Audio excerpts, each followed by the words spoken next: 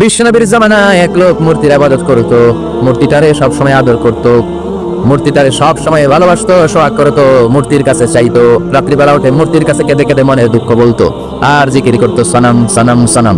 আর সনমের বিপরীত কি? সমাদ। একদিন তার প্রিয় মূর্তিটাকে রেখে, তার কল্পিত খোদাটাকে রেখে সে বাজারে গেল। বাজার থেকে এসে দেখে তার মূর্তি গোসল করে দাঁড়ায় আছে, উপরে পানি, গোসল করা পানি। He thought it is the water of mercy and barakah. সে ভাবলো যেহেতু আমার খোদার গায়ের পানি, এটা রহমতের পানি হবে। কথা বলেন, খোদায় যদি গোসল করে খারাপ পানি দিয়ে করবে নাকি? কথা কয় না, এটা অনেক দামি পানি হবে, এটা নিশ্চয়ই বরকতের পানি হবে। He thought it is the water of mercy and blessings and water of rahmah. সে ভাবলো এটা রহমতের পানি, এই পানিকে তো এমনি মিস করা যায় না। যত রোগ আছে সব রোগের নিয়তে এখনই খাওয়া শুরু করে দেই। জিহ্বা দিয়ে চাটতে শুরু করেছে। Started to suck it, the water of barakah. When he started to suck it, he found the taste is little bit weird. The taste is bitter. স্বাদটা একটু কটা কটা লাগে, লোনা লোনা লাগে, টক টক লাগে। বাট সে মনে মনে ভাবে এটা তো রহমতের পানি, ইট শুড বি সুইটার, এটা তো মিষ্টি হওয়ার কথা। কি হওয়ার কথা? It should be sweeter, but it is bitter. স্বাদটা কেমন টক টক, কটা কটা, লোনা লোনা, লবণ লবণ লাগে। ঘটনা কি? রহমতের পানি, খোদার গায়ের পানি, এটা কটা হবে কেন? খুঁজতে লাগলো কোনো কিছু ঘটছে কিনা। আশেপাশে তাকায় দেখে হাদিসে এসেছে সালাবান। সালাব মানে কি কে জানে? কুত্তা না, খ্যাকশিয়াল। আসলে কি?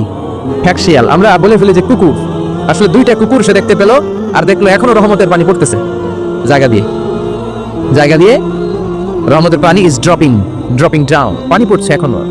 বুঝতে আর বাকি রইল না আসলে এটা রহমতের পানি না, এটা গজবের পানি। কথা বলেন, রেগে মেগে আগুন। ঘটনা কি? এতদিন ভাবতাম খোদা, এখন দেই হুদা। রাতের ঘুম নষ্ট করে কত রাত কেটেছি, কত রাত মনের কথাগুলো তাকে আমি বলেছি, এখন দেহি হুদা। আগে ভাবতাম খোদা, আসলে তো এইটা আমার কিচ্ছু করতে পারবে না, এটার এখন সাইজ করার সময় আসছে। কথা কন।